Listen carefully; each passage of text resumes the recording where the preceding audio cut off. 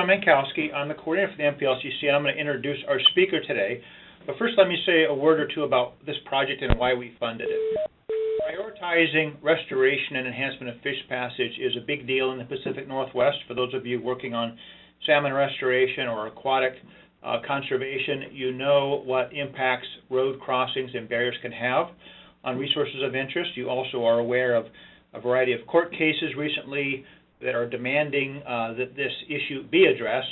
But it's not a simple issue. We all know that those can cause barriers and obstructions, but there's a lot of factors that go into decisions about replacing these barriers, how, when, and where. And some of the major factors that we hear about that caused us to fund this project is that not only are people interested in which fish species are important to pass, but they're also interested in how climate change and different flow regimes will affect decisions about sizing of culverts and bridges, and as well as the costs of installing those structures and their lifespans. So we heard from our partners that this was a priority. We funded this project. Its principal investigator is Jason Dunham, who's a supervisory research ecologist with USGS in Corvallis, and the person presenting today worked very closely with Jason, and her name is Rachel Reagan. So Rachel's going to present her work today. And let me just give you a word or two about Rachel. She's a fish biologist with USGS Western Fisheries Research Center up the Columbia River. She recently completed her graduate degree in fisheries science from OSU. She worked with USGS for over 15 years on issues like this: fish passage, migration behavior, effects of climate change, and science and communication. She lives and works in the region and has worked in the Sacramento River along the Oregon coast and the Columbia Gorge, Olympic Peninsula, and the Kenai Peninsula. So she's well suited to present this work. It has a lot of management applicability because a number of you with tribal governments, state agencies, federal agencies, and private sector are heavily engaged in addressing these barriers. And this, with no further delay, I would like to introduce Rachel Reagan. All right. Well, first of all, thank you, John and Megan, for the introduction. And also thank you for the opportunity to present this work for this webinar, which is hosted and supported by the North Pacific Landscape Conservation Cooperative. I'm really glad and excited to have this opportunity to share our project with such a broad audience. I had an opportunity to look at kind of the first round of people that signed up, and I was really impressed with the list of people who signed up for this webinar. So it makes me realize that there's a lot of people that share my interests, which is great.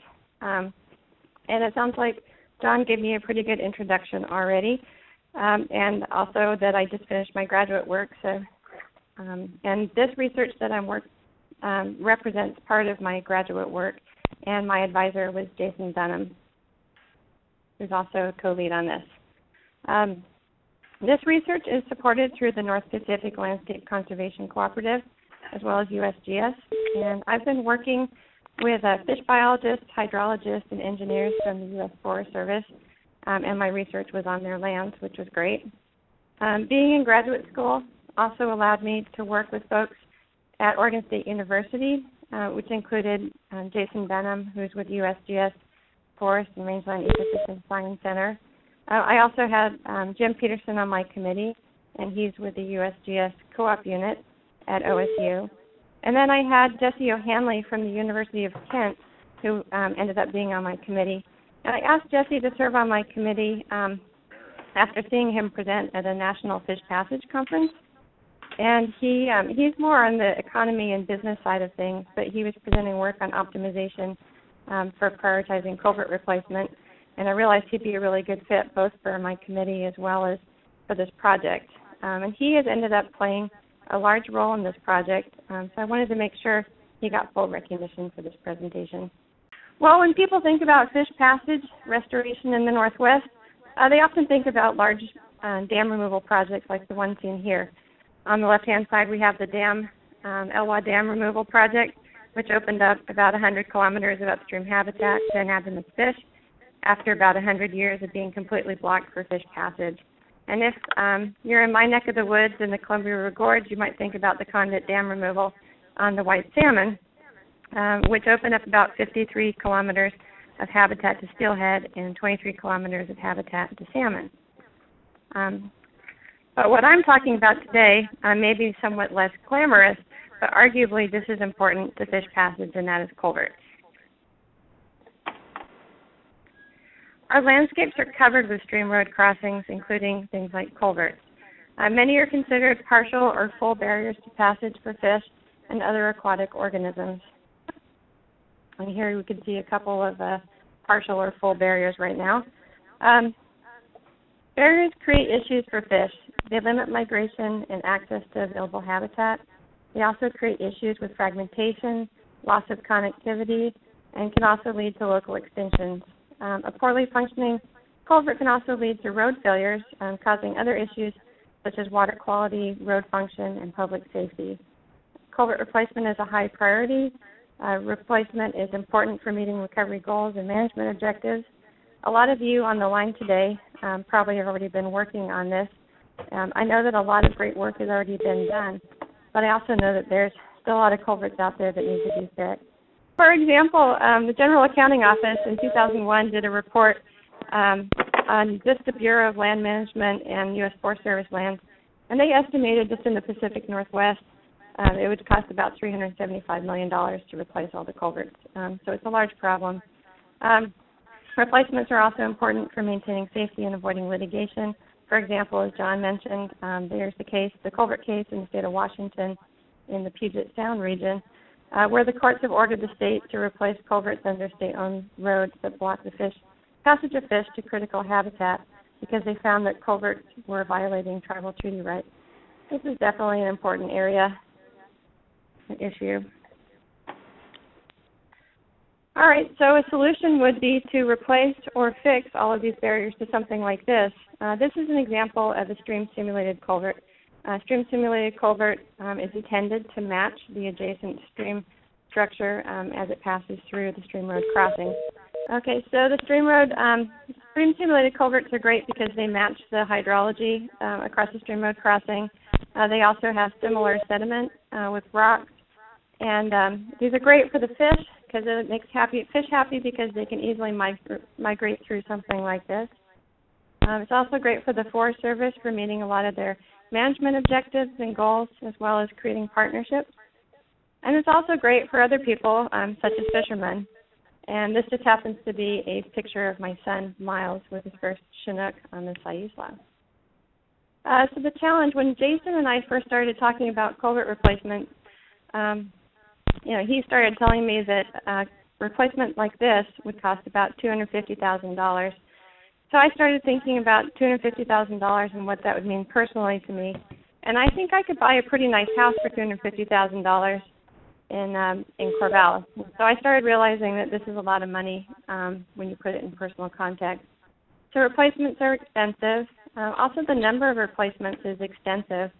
As I was mentioning before with the court case, I think that represents about 900 culverts that need to be fixed, and that's well over $1 billion in cost, estimated cost right now. So the question is, how do we replace these culverts? How do we choose which ones to replace, and also when? When I first started working on this, I went out with the Forest Service, and they had a group called the A-Team that they take out, which is a mix of engineers and hydrologists and biologists. And they look at a proposed culvert replacement from all their different perspectives. And they were talking about the hydrology, how to match the rocks. And then they were also talking about, what would this mean in terms of if this culvert was to fail and it would force the road to fail, what would be the safe travel route for people and how important was that road. So I started gaining an appreciation for the importance of looking at this from many different perspectives. So my approach, I wanted to use models of biotic response as they're related to culverts, and I wanted to take advantage of some recent work by Nate Shelgren and Jason Dunham at the USGS that they had done in Sayusla National Forest. I also wanted to look at physical processes to understand how the physical environment relates to both the culvert performance and the biotic environment, and I wanted to include economics, both the short-term and long-term costs. Then at that point I wanted to do an optimization to find what was the best choice or priority for culvert replacement. And once I had this piece figured out, I wanted to add climate impacts to it to see how that would change some of these different components and potentially our decisions. So when I'm talking about climate impacts, I'm mostly focused on predictions in future flow. Climate change predictions have a lot of uncertainty that indicate there will be changes in flow both in terms of timing and magnitude. I'm interested in how these changes might change our aquatic systems as well as our decisions for future restoration activities. Temperature change is also a concern, but I didn't really address that in this study. For that, I would recommend looking at some of Dan Isaac's work, and he's also got a project with the North Pacific LCC. So that would probably be a good place to go. I was interested more in how these changes in flow, specifically high flows, will change the risk of culvert failure. Also, if there's been a lot of discussion about culvert sizing and if we should be building larger culverts to accommodate larger flows. Bigger culverts certainly make sense, but they also are more expensive, so we wanted to address this in this project. And while we could just carry on with the assumption that things won't change, we could also experience some negative consequences. And I like this cartoon, so I thought I'd share it with you.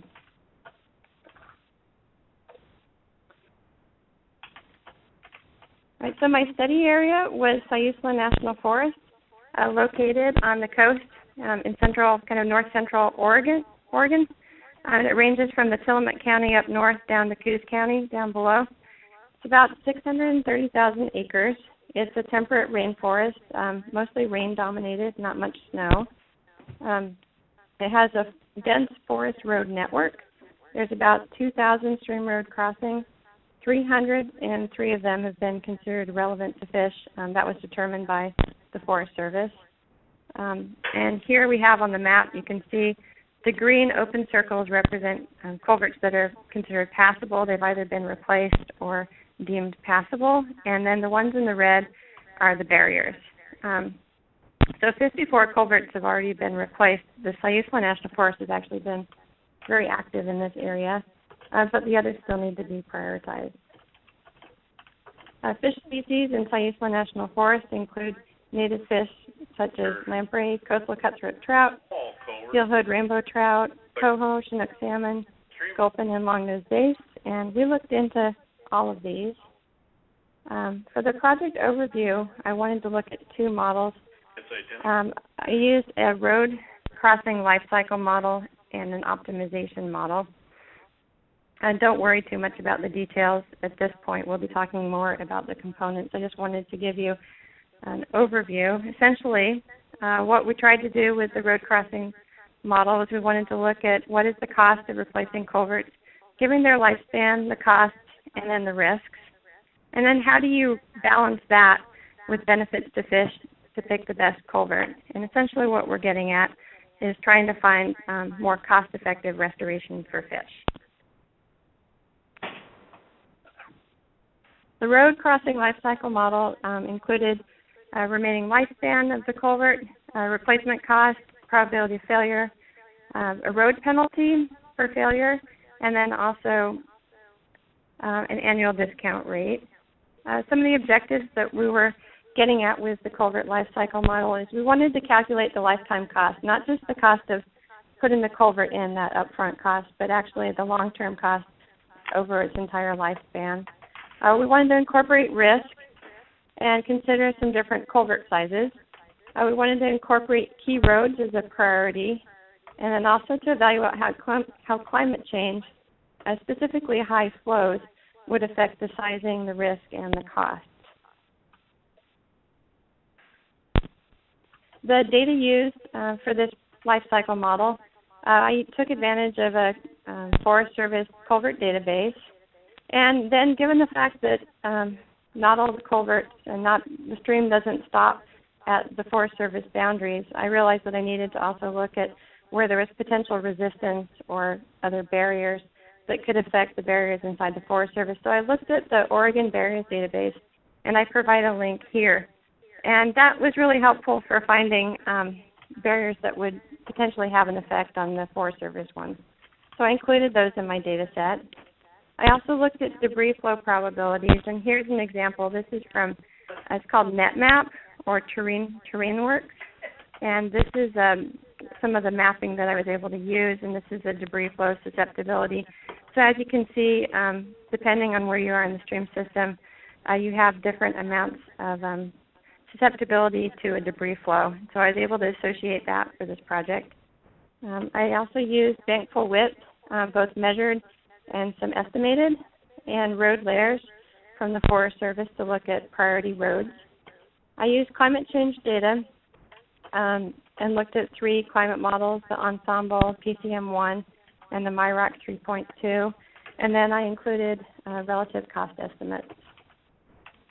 When I talk about relative cost estimates, we didn't really have, when we started this, we weren't exactly sure how to come up with a relative cost across a whole landscape. And so we ended up working with the forest engineers and looking at their past history with culvert replacements, and then also trying to understand what was really driving the cost of the culvert. And it came down to mostly fill height as well as fill volume, the type of culvert you were putting in, and then size, which is based on bankful width. So in Fayetteville National Forest, there's a lot of different sizes, anything ranging from this, which is probably about $80,000, to something more like this, which is over $500,000. And just to get everybody thinking about the life cycle model kind of in the same terms, I thought I'd give you a conceptual diagram. This shows the upfront cost when you first replace a culvert. So consider that you had $100,000 for your upfront cost, and then consider that it lasts estimated 80 years. And during that time, it kind of loses some value, and it also probably loses some performance, but this is the lifespan. And say we're here, say these have been in for about 50 years, and you're asking yourself, should I go ahead and replace it now, or should I wait? There's some different factors to consider. You could wait until it reaches the end of its lifespan, so another 30 years, and replace it then. Or you could replace it now and potentially lose some of the value of it, although it arguably could not be functioning properly. And then there's another factor that you really have to consider is the amount of risk that you have with this culvert. If you're in if the culvert is designed pretty large, your risk might be low, or if you're in an area that doesn't have a high probability of failure due to floods or debris flows, or you could have a super undersized culvert that's really susceptible to floods in an area where there's a lot of debris flow and super undersized. And with that comes a lot of cost because you might have to replace it in an emergency setting. And so in that kind of case, it might be better to go ahead and just replace it now. And then we also wanted to think about, well, climate change might have an additional impact on that because you're putting in a structure that's in the last 80 years. It only makes sense to look at it throughout that whole lifespan. In terms of culvert sizing has been a topic of discussion quite a bit lately and is an example of a way we can change our planning to meet future climate conditions. We looked at three different culvert sizes to see what size culvert would be the most economical choice at each location, given the risk of failure at each location and the cost of different culvert sizes. The risk included the probability of debris flow and also the risk of failure from flood. And these numbers here represent the culvert to bankful ratio. So a 1.0 would be exactly matched with the bankful width. A 1.3 would be 30% larger than the bankful width, and a 1.5 would be 50% bigger. We assumed that there would be an increased chance of culvert failing when the ratio of the culvert width to bankful width was smaller. We also estimated a flood failure curve to incorporate the risk, and we found that the flood failure curve was one area that we really didn't have a lot of information. And we talked to quite a few people and couldn't find a great one, so we had to just do an estimate. So if anybody who's on the phone today has experience with flood failure curves in relation to culverts, please contact me because I'd be really interested to hear what you have. For the climate change component, we looked at how predicted channel-forming flow was going to change the bankful width, and if it would change the sizing that we needed for our replacement. And there's another study that's currently funded by the North Pacific LCC that's currently looking at taking the same approach. We wanted to translate the climate projections in hydrology to bankful width estimates, and we were looking at how projected changes in flows would change the bankful width of the stream, and how that would in turn change the risk of the culvert failing, given the change in flow. Using the culvert life cycle model, we looked at the distribution of net costs for individual culvert replacements.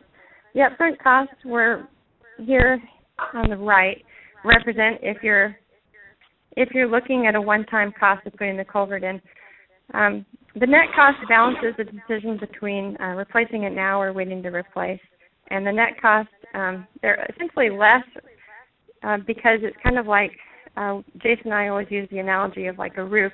You know, you don't replace a roof until it's kind of reached the end of its life cycle. And so you might be throwing away some of the value of the roof.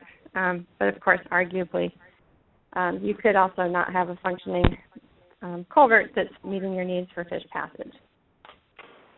So we looked at different sized culverts, and then we used the life cycle model to select the most economical over the long-term life of that culvert. And here again, we have the 1.0, which is the culvert width to active or bankful width ratio, so 1.0, 1.3, 1.5.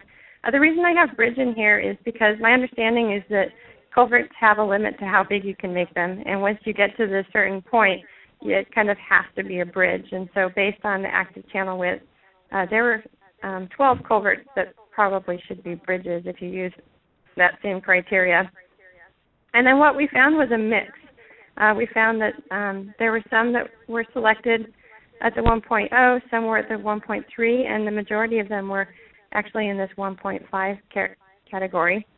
And interestingly, when we looked at the different climate models, it didn't change our decision. I do want to mention that it does change the cost of the culverts because the numbers did change, but ultimately when it came down to what size would be best at that location, even with the climate models, it didn't change the decision. And I think it's really important to mention this is a system that's on the coast. It's more rain-dominated. It didn't have as large of a flow fluctuations or predictions as maybe in a different area. So use kind of keep that in mind. For the culvert life cycle model, key roads were also likely to be picked, and that's because we put a road penalty on there. And so we just wanted, based on what the engineers were saying on the forest, we recognize that not all roads are the same either. Some of them are really important for meeting, keeping safe travel routes, for meeting transportation needs. So we wanted to also put a priority on the roads that were important. So a road like this would have a priority over a road like this, which wouldn't be used quite as much. And that's because something like this would require kind of an emergency fix. For the optimization, we used the cost, and we can either use the cost, just the upfront cost, or we could also use the life cycle cost in this piece. And then we looked at potential available habitat as well as accessibility or longitudinal connectivity to see which culverts need to be replaced. And then for those of you not familiar with optimization, I thought this would be a good example for illustration. The blue line represents the stream network with flows going down. For example, in this example, we're focused on fish migrating upstream, but you can actually look at it in either direction. The circles here represent the different culverts, and the numbers here represent the current passability and then the potential passability if you were to fix that culvert. This would be the cost of the replacement, and then this would be the amount of upstream habitat that you would gain.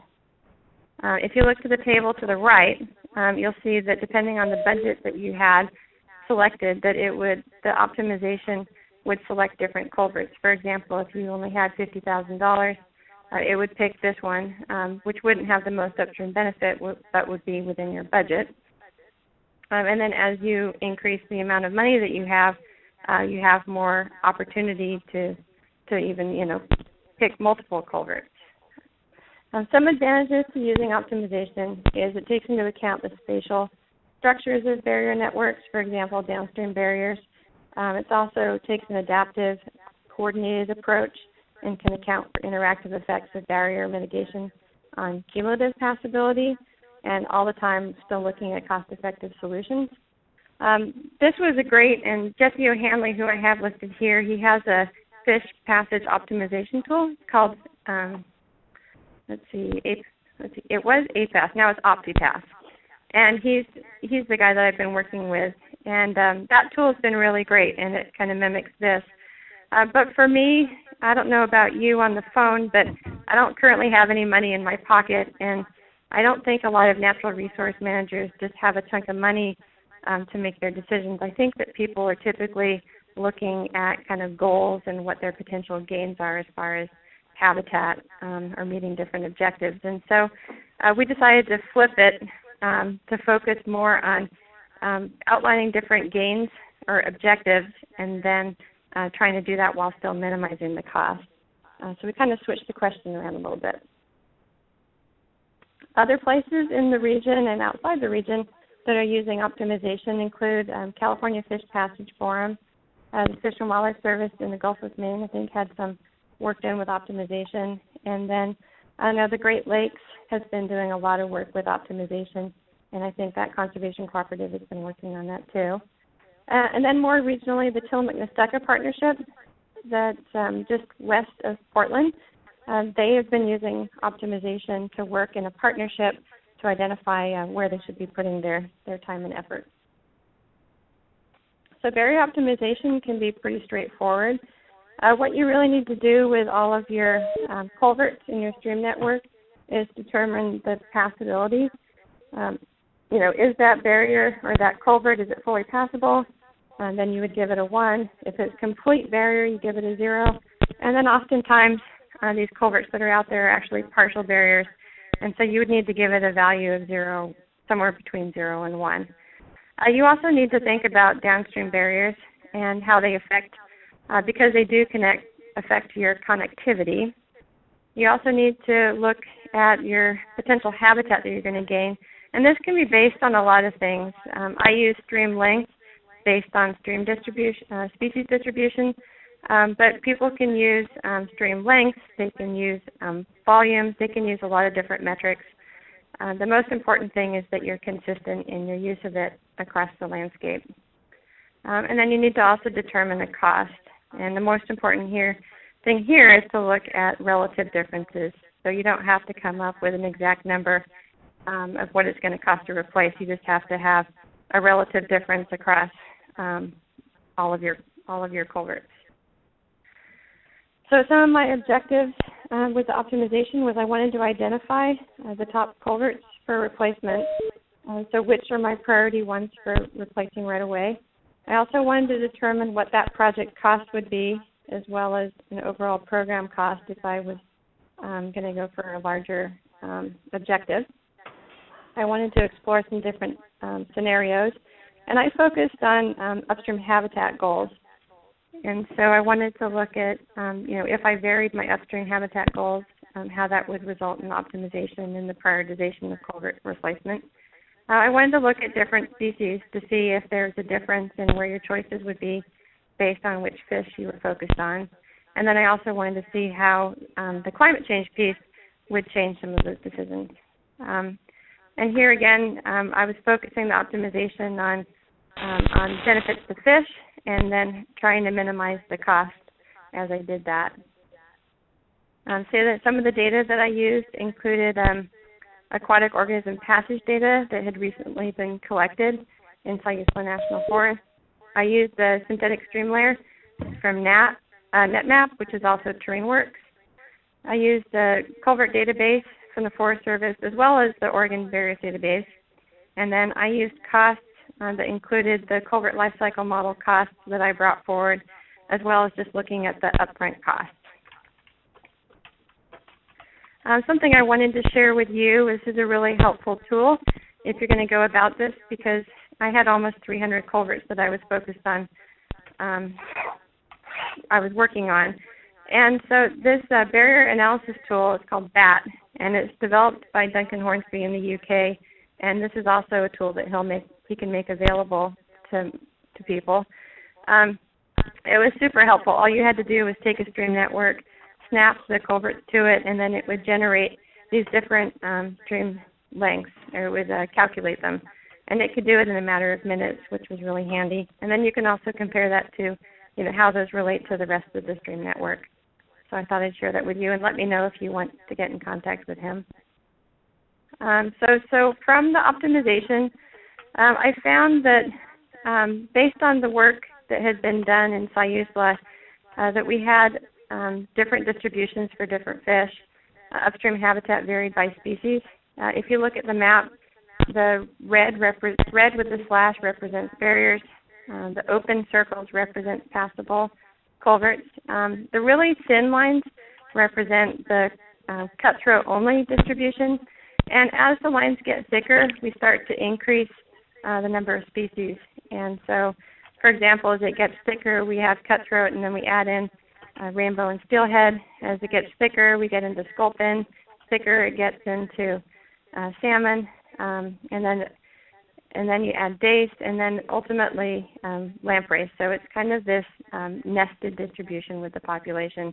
And then what you can also see is that not all culverts would benefit all species. For example, if you replace something like this, you'd be benefiting cutthroat trout, but you might not be benefiting any other species. And then these green ones over here, you can see that these replacements were actually great because they definitely benefited a lot of different species. I looked at, for doing the optimization, I focused on habitat gain, and I want to make sure, here on the x-axis I have habitat gain, and I want to make sure that people are all on the same page. This does not represent the habitat gain throughout the entire forest. It's looking purely at the culvert population and upstream habitat from there. And Sayusla has been really active in doing the replacements, and so their potential gain that they can get, for example, with lamprey, it's only up to about 30%. And that's as much available for potential habitat upstream of culverts that they can realize. For something like salmon, they still have about 50% upstream habitat that they could gain, and then also, and then cutthroat trout even more. And this y-axis is kilometers. So keep that in mind as well. And then for the optimization, I only took it to 30% when I was looking at all species. Some of the scenarios that we looked at was we looked at the net cost for the culvert life cycle model. We included those, and those, as you recall, have the current versus the climate model output. We looked at upfront costs as well to see how, if you didn't use the life cycle model, what your results would be. We looked at habitat gain. We varied the habitat constraint to meet different goals in upstream habitat, and then also looked at species focus. So, do we treat all the fish equal and try and get a 5% increase in gain for every single species, or do we just focus on one, say, for example, lamprey or salmon? This is an example of some of the output that you would get, and this compares results from two outputs. Both of these were trying to meet a 20% habitat goal, but they're looking at different species. So we're looking at lamprey and salmon. The one indicates if that culvert was selected for replacement. And keep in mind, this is just a subset. I just pulled the culverts that were picked for one of the two models. So this is only, I think, 20 out of about almost 300. So as you can see from here, there's some culverts that it doesn't matter what your focus is, they get picked. But then what's really interesting is sometimes you have ones that get picked and then ones that don't. So for example, the lamprey picked two that were not chosen for the salmon. And then in the case of the salmon run, we ended up having a number of culverts that were picked here that weren't picked with the lamprey. And so I looked a little bit more into that because I thought that was strange that the salmon, which actually cost less to achieve that goal by about $100,000, that was 20 culverts versus the lamprey, which was, I think, 16. And so what the difference is that the optimization for the lamprey, it picked a really expensive culvert because that was the best way it could meet the goals for the lamprey. But in the case of the salmon, it picked a lot of really inexpensive culverts. So it picked more culverts at a lower price, and that's how it met that goal. So I thought that was interesting. And then I compared that to, if you were just going to rank them based purely on upstream habitat, and the ones that have the stars are the ones that would be selected just purely based on upstream habitat. So you can see that some of these costs are coming into play. I wanted to see, for looking at program costs for upstream habitat gain, here again, I want to point out this is relative to the culverts, not to the entire forest. This is the life cycle cost, and that comes from the model that I was talking about, and this is the upfront cost. So if you were just going to replace it without thinking about the lifetime costs. And so what you can see is if you're trying to get these lower percent gains, 5, 10, 15%, it's really not that expensive. But when you start trying to get more accomplished, then essentially what happens is you've already picked a lot of your low-hanging fruit here. And so now you have to start paying a lot more money to get culverts replaced that don't benefit as quickly or don't have as much upstream habitat. And then we also looked at them in relation to different species, so we ran it for different species. And you can see here similar trend, and then it starts when you get in the higher habitat gain goals. You start to see it kind of spread out, and you can see like lamprey, if you were focused on lamprey, it would get quite expensive to meet that goal versus salmon could be less expensive.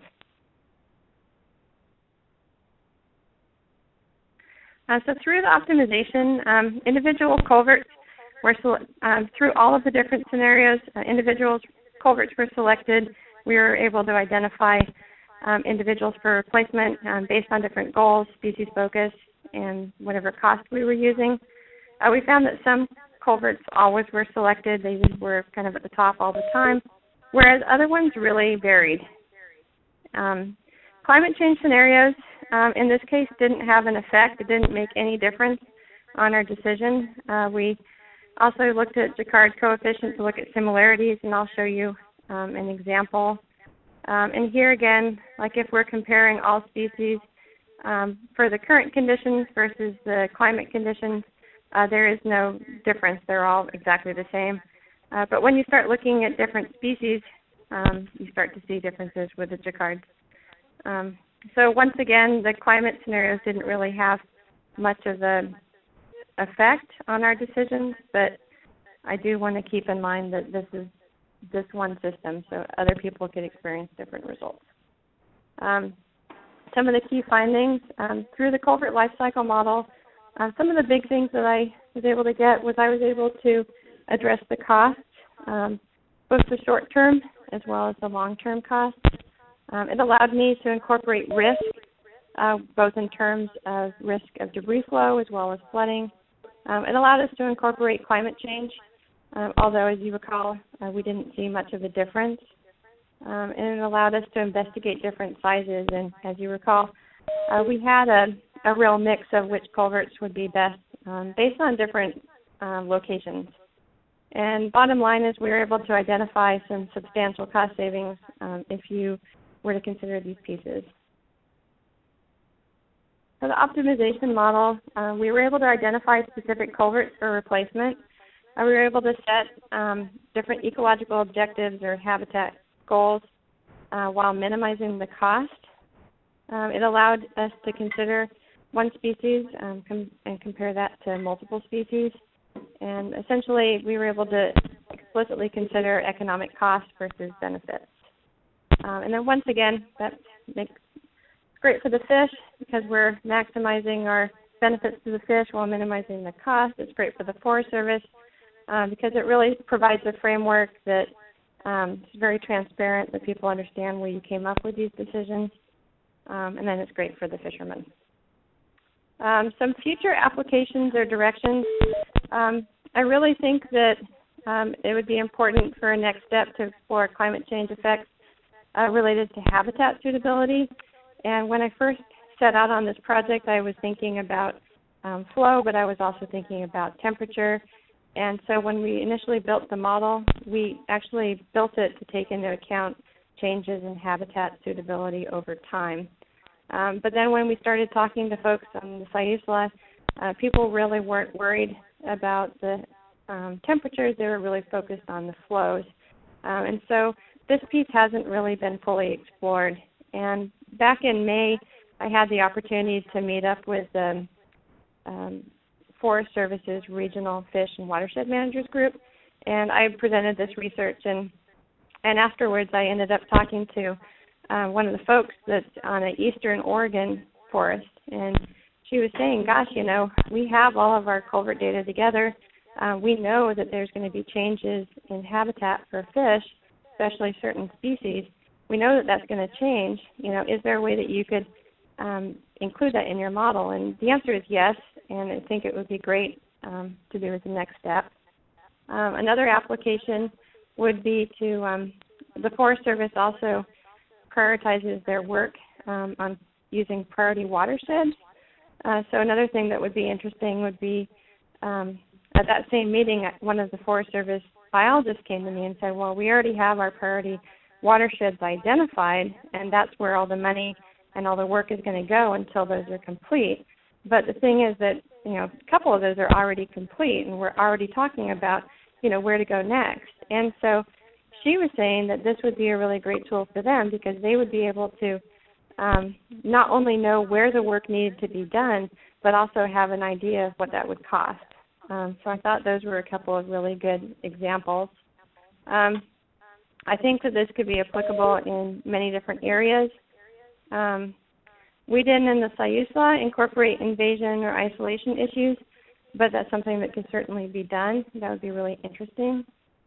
And then this is a really good tool framework to work with developing with partners because, you know, stream networks cross a lot of different borders, and I think it would be really good to approach it in this manner. I also wanted to point out to some different connections with other North Pacific LCC projects. I'm not sure how many of you are familiar with Dan Isaac and his work. I thought it was really interesting. Last week he sent out a blog, and it was about controlling fish flows across landscape placement and removal of barriers. I thought, oh my gosh, this is exactly what I'm working on. And he has some really good links to some other papers, and he definitely did a nice job in capturing some of the issues. So that would be a good connection. And then also the North Pacific LCC has another project that's focused on integrating climate change into design and permitting of water crossing structures, and that's led by Tim Quinn and Lynn Helbrecht. And then I also know that there's other projects going on right now. Ron Strock with the University of Washington has been working on a project, and I think Regina Rockford. So there's a lot of work going on this topic.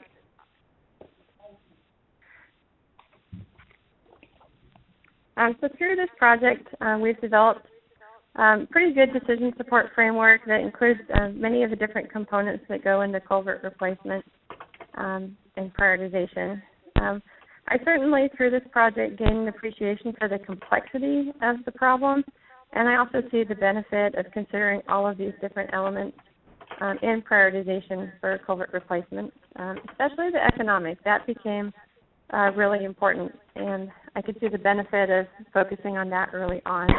I hope that some of what I've talked about today resonates with you, and that we can find ways to build off this framework further. And before I start answering or talking about questions, I also wanted to acknowledge a lot of the different people, different agencies, and universities who have been involved. There's been a lot of great work already done and a lot of great people that I've talked to. And if I didn't get your name on here and you were involved, we'll put you down here with the many others. So thank you so much for everybody's help. And then with that, I'd like to provide my contact information as well as Jason Dunham, who's the lead, and then also connect you with the North Pacific Landscape Conservation Cooperative, since they have a lot of work going on this topic and are just a great resource. So that's all I have. Thank you. Rachel, thank you very much for that presentation. Let's take a couple of questions. There are two on our chat box. Let me read those to you first and let you respond, then we'll open it up to the audience. The first question is somebody's asking for the data source for the species distributions that you showed. I think that was the map showing where you had salmon and lamprey and cutthroat and others. And the question was that the Siuslaw forest data set? Oh, so the data, well, I know that it recently was published in Ecological Applications in a paper by Nate Shelgren and Jason Dunham. And I actually think that they have to post the data along with the publication. So that would be one good resource. If that doesn't work, I can put you directly in touch with Jason or Nate. But that came out just a few months ago in Ecological Applications. And that was an interesting study. It looked at past culvert replacements to see the effectiveness of a lot of this restoration that we're doing. So it was kind of a monitoring. And then based on that, I was able to take what they learned there and kind of apply it to future restoration. Great, thanks. The second question is, we've talked about replacing culverts, but were there any considerations given to retrofits like backwatering or adding baffles instead of complete replacement?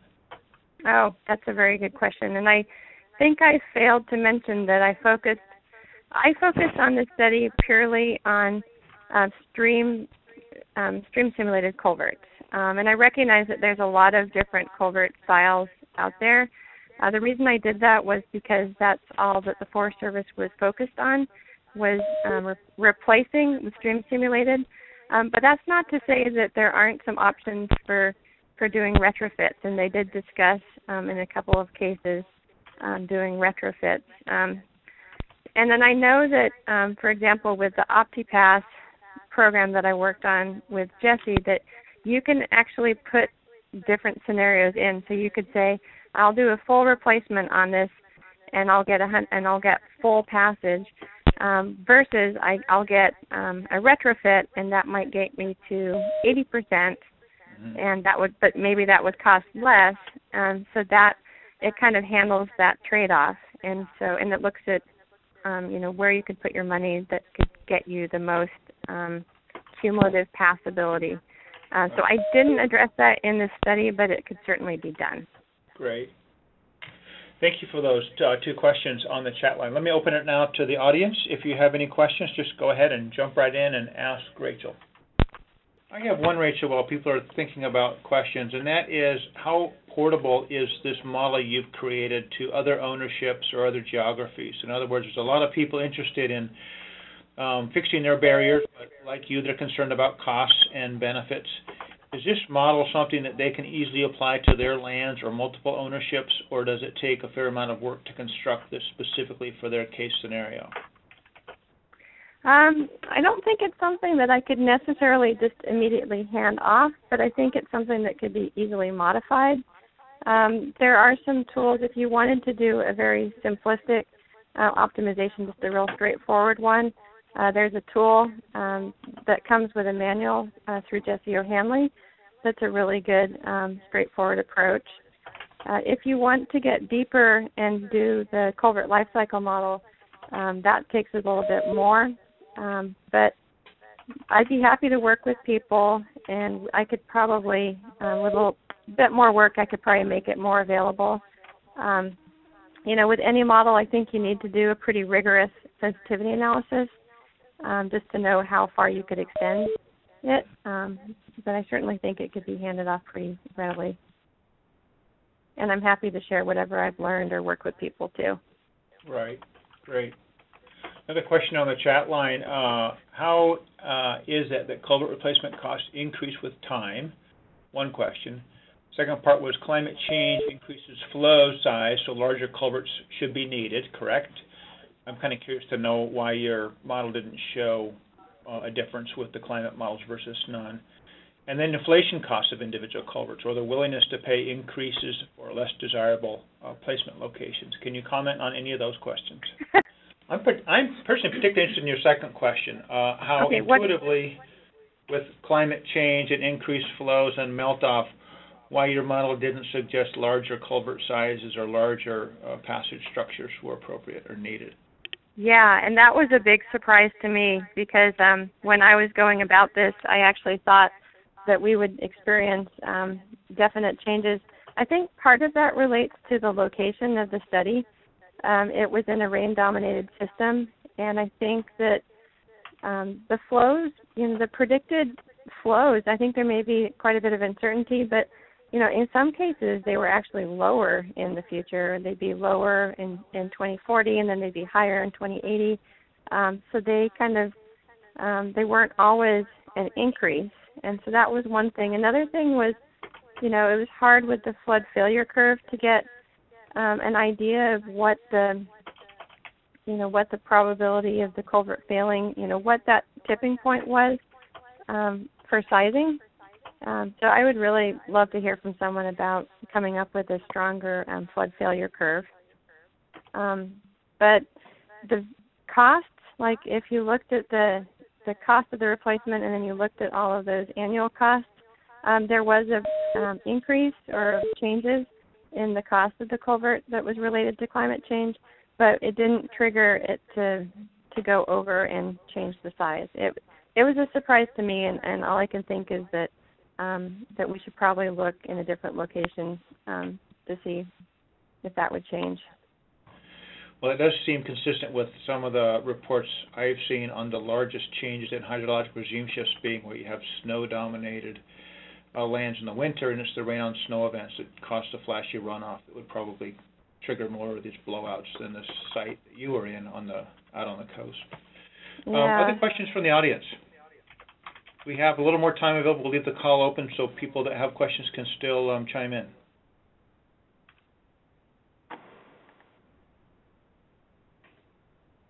Well, Rachel, your contact information is on the screen, so if any of you on the call are interested in following up directly with Rachel on how to apply this model to your ownership or your restoration project or your geography, feel free to do that. And as Megan said, this webinar is going to be posted on our YouTube site in fairly short order, and you're welcome to see it again or share it with your colleagues. Any other comments you'd like to make, Rachel, before we close out?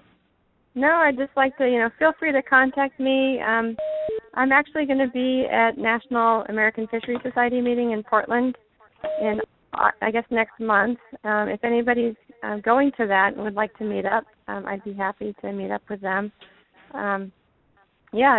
I'd just like to get more connected with this community. I think that would be great. Great. And same with Jason. Since Jason's not on the line, I'm sure he would too. Right. A few closing chat comments from participants saying thank you, good job, and that type of thing. So let me go ahead and officially thank you for making this presentation, and thank you all for joining the call. And again, on the screen is how to find Rachel and Jason, and you can visit our website and learn more about our project as it concludes. Thank you all. We're going to go ahead and close out the webinar and the phone line.